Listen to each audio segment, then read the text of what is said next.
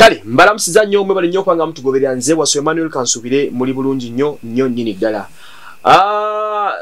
Subscribing ku Trust Media Uganda Waswa Emma YouTube channel saako n'omukuto gwa expose yatenyo gede emikutu esatu. Kale giye ebiri. Mwe bali nnyo kwanga otwegattako. Munange ebirate yakolabika bikabira bise omukulu amanyikiddwa nga Radio and Weasel yasigala Weasel Manizo yavuddeyo n'asaba na Uganda bonna n'abagamba politics aside n'ebisigalidde let us support our own Bebe Cool nga bena bagambye eggulo nti omuwala Rema Namakula sako ne Spice Diana bali nominated mu awards neza Afrima Awards zimuka awards esinga okubeera ennene mu ggwanga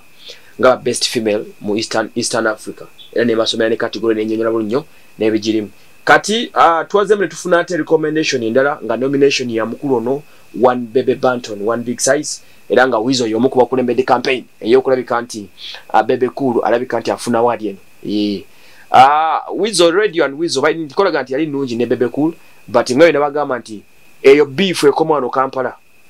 bemba mukyali Kampala team Bebe Cool ga team Chameleonis manya Bobby Wine bichi you can do that musokwe walana ne bisigalide but if it goes beyond borders nabagamba mubeera temukyali wanti tebakyaliwo njawukana ono kati aba yeetisse flag ya ggwanga kiba kitegeeza nti abatakiikiridde ttiimu ye yokka eya Gagamel aba akiikiridde whole of Uganda so nolwekyo we are calling upon nange ngate eddoboozi lyenkulu ya Wizo Sesabat n'abasigadde abavuddeyo okulabika nti balwanirira Bebe Cool afune award eyo eya Gagamel he can't do it alone Gagamel we bali bangi basomuwagira naye tebayinza kuleeta award eyo kubanga tugenda kulina kulonda nga ggwanga abatagenda kuvuganya nga Bebe Cool wabula ebegenda kuba Uganda versus Kenya Uganda versus Tanzania Uganda versus the rest of Africa kitegeeza he's the flag gwe mumuli Bebe Cool gwe twina ogubera gutwanidde so ali muje bayita best Afrima 2021 best reggae and dancehall artist of the year era omwana agenze n'amuwandika ekigambo Humble Simba nti empologome y'eddembe so nolwekyo tubayita mwena bannayuganda gye musinzira mujje tulonde omusajja genda following pages osobola okumanya butya bogenda okulonda Bebe Cool okusobola okubanga award eya best reggae and dancehall artist of the year of course as award za best reggae azenga aziwangula nnyo nadda ku local level wano kizibu nnyo okukola reggae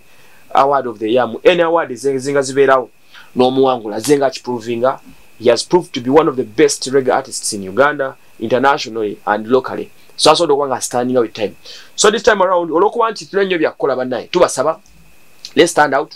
zino awards zino zemulaba muziraba ngenti ni batways beba profiling omuyimbi ne ku international scene zino awards bazitunuulira nnyo nti gwani nti ze Bebe over Uganda nti ku African level wawangula ki nti bannange nyina Afrima best dancehall artist oba ne reggae n'ebisigalidde nti nti kale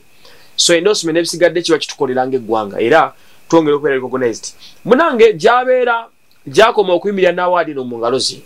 gyakoma okutu representinga mu bayimbi abasigadde ku African Horn kiba kitegeeza nti Ugandan flag ejja kusala national anthem bajja giyimba if possible Ugandan music ajja kuplayingibwa Trace music engalo tuli recognizing Africa music mujita zino TV zikuba music wa ku level Africa yonna tujja kwongera okuba nga tutambula so nolwekyo we call upon fellows nga Wizo bagambye n'abasigadde tukole campaign buli omu asobole kyalina tu voting tufuna awards zino there's no way we are going to grow our music